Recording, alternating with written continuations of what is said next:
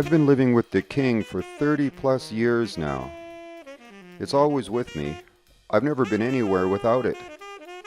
It's not a perfect instrument, but neither am I. We have an understanding. It was in mint condition when I first got it, but so was I. We're getting older together. I realize that as I get older, I need to look after myself better, and also look after the King. So here we are on 36th Street, about to go pick up my horn from John Ledbetter, who's been spent about 5 hours fixing it up. So I'm pretty excited about that. It's very hard to find a good saxophone repairman. I've searched far and wide and had many problems. And I've found one here with John Ledbetter here in New York City. He's a great guy. He's a great saxophone player. You know, a saxophone repairman is more than a sax technician. He's a psychiatrist, a doctor, and because John's such a great player, he understands how it feels when your horn's not working properly and how important it is. He's a very busy guy. He does all the heavy cats, horns, you know, so he was very gracious to receive me. And we're about to go up there and see what he's done. Come on, let's take a look.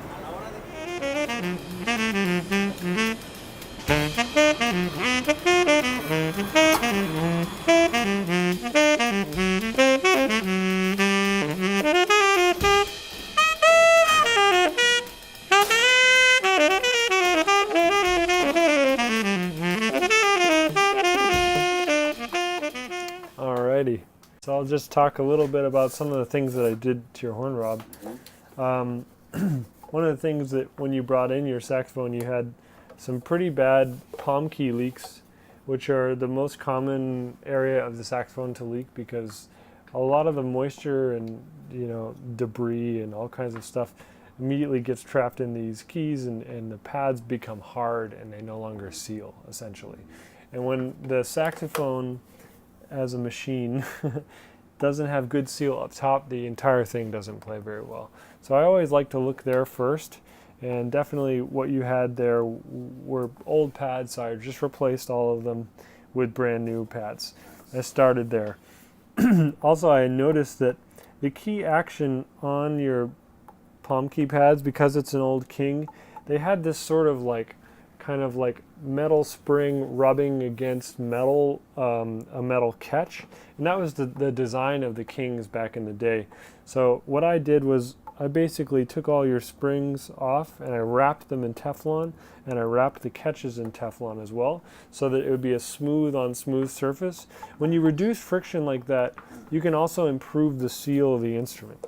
That's kind of a trick that I use to help improve the feel of the instrument and also just improve how it plays. Now you also had some upper stack leaks that I corrected for sure. They weren't terrible, but they were enough that it was going to cause you intonation issues. Whenever you have a leak on a saxophone, it's almost like you're venting open a key and it raises the pitch. So oftentimes when a saxophone leaks, it leaks a lot, it will play a little bit sharp. So I went through and worked on those leaks. Now your lower stack leaks were worse than your upper stack leaks, so I spent more time down here. What was going on was the arm of this key was bent, and I corrected that, and then I checked the regulation between B flat and G sharp. Those have to be perfect. So you want B flat to come down when you're playing first finger F, and now it does, and it's also not holding open these lower stack keys, which is something that was occurring before. So moving on, I just fixed some minor lower stack stuff as well. I oiled your lower stack as well, just to kind of lubricate things and make it nice and slick. I quieted your low C key, which was really bouncing all over the place. Let's see, I re-regulated your low B and B flat pads, so now they touch the tone holes at the same time. That wasn't too hard, but definitely it's an important adjustment that has to be just right. Otherwise, low B and B flat can be pretty weird.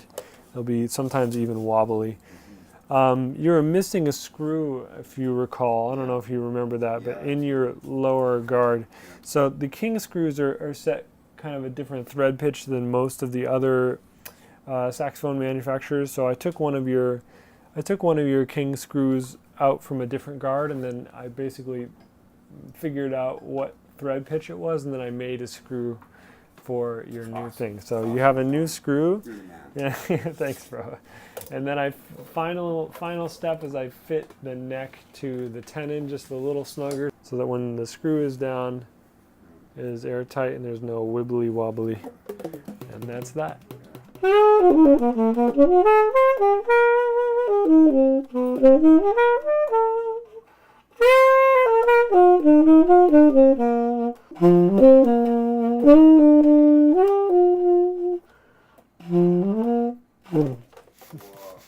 What beautiful, Joe. Yeah, thanks.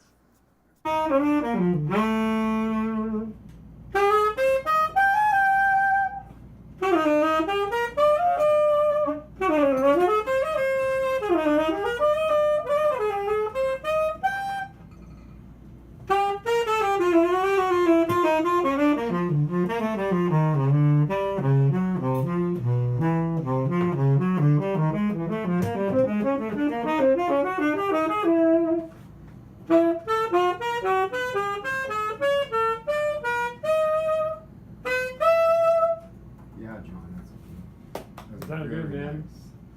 nice. That's just easy blowing now. That's good. Well, I feel so much better now that my horn has been repaired.